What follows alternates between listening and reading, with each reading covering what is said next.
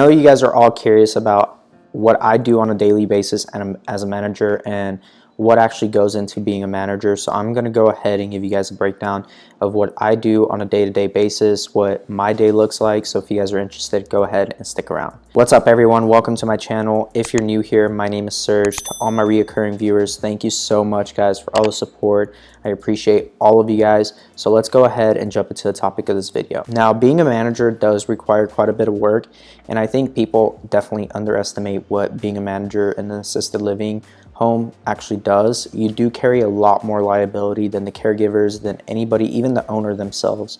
Especially if you're the manager, you definitely carry a lot more than the owner does on the liability aspect of things, because you are pretty much saying that you're going to be running day-to-day operations, and so you're overseeing everything every single day, whereas the owner doesn't. So they don't, carry as much liability when it comes to managing the home. Now, if you're a manager and the owner, therefore you carry all of that liability.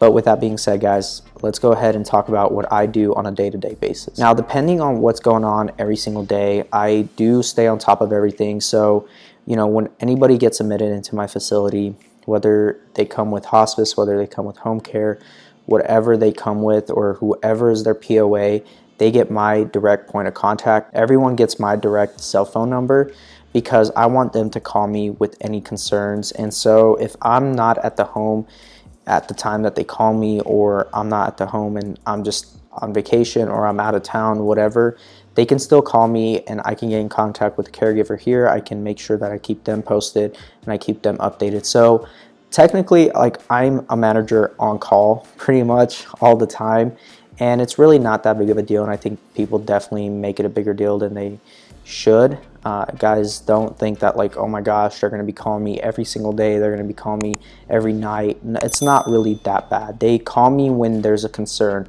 and I usually tell my caregivers that they need to call me only when they need my help, or if there's a life and death situation or something that requires my attention happened at the home. So therefore, I'm not really constantly being bombarded with phone calls from my caregiver every time something happens. That's very minimal. But with the families, they usually call me if it's an update that they got from the hospice, from their doctor, from anything that they have outside of my home, like a third party service. They usually call me on that aspect, and so it's really not that bad. But that's just when I'm out of town and stuff. Now, when I'm actually at the home, I supervise everything. I go through the paperwork. I make sure I take inventory of groceries, cleaning supplies, everything of that sort. And also my caregiver keeps me posted on that. So they just usually hand me a piece of paper that shows me everything that we're short on, and I make sure that that gets resupplied and sent to the home. And then also the medications. The medications is something that I definitely prioritize above all else when it comes to the care of my residents, because the medications is what helps them get better, or sustain, or keeps their health better. So therefore, I do prioritize that a lot, and I do make sure that any new order that comes in, I'm the one that puts it in the MAR. I'm the one that tells the caregiver, hey, we need to get this going ASAP, as soon as we can. And usually what happens is when a new order comes in, the medication doesn't come that exact day. It usually comes the next day. So I always try to stay on top of that and make sure that the new medications are in, and that they're put in their Medisets, and that they're put in the charts, and also making sure I have the order for that medication before all else. You cannot administer any medications without the order. You can't do really anything without an order. So don't start doing things without orders, guys. Treat this place like an actual hospital. Even though technically, like I've said in previous videos, we are non-medical. Therefore, you can't do medical things. But regardless, just make sure you have the approval and the orders from the doctors, from the POA, everything of that sort. You can make recommendations and suggestions, but that is about it, because overall you are the one overseeing everything. So that is pretty much on that aspect. That is what I do as a manager for the home. And then you are responsible for filling the beds as a manager. So you are responsible to make sure that you reach out to every placement agent you can. You reach out to all your resources that you can to get those beds filled. Now you want the beds filled, obviously, because if you don't have beds filled, you're not making money, and if you're not making money, well, you run out of business. So that is it, just pretty much what you think a manager would do anywhere else, whether it's assisted living, a store, Best Buy, whatever.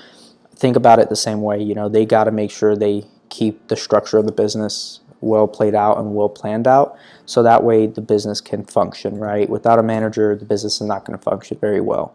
And then that's pretty much it on the beds. And then there is the employee aspect. You know, you got to make sure that your employees are all, you know, credible, that they are reliable, that they are doing their jobs. You are overseeing that as well and making sure that they show up for their job every single day.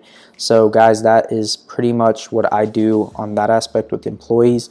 And then I also just make sure that, you know, my business is running well. I do look at everything, all my analytics. I look at my finances. I make sure I look at everything, and it is quite a bit. And you know, it's definitely a huge learning curve when you're running this type of business, and you do hold a lot of liability due to it. But it's well worth it, especially if you're the manager and the owner, and you're not having to find a manager to run your business, and you can do it yourself. For the most part, you can really do it yourself. You don't necessarily need another manager to come in unless you really want to be completely hands-off. Yeah, guys, that is pretty much all that I do here at the home. So I really appreciate you guys all. Thank you for watching. Go ahead, go watch all these other videos. I appreciate you guys. Like, comment, and subscribe, and I will see you guys all in the next video. God bless. Peace.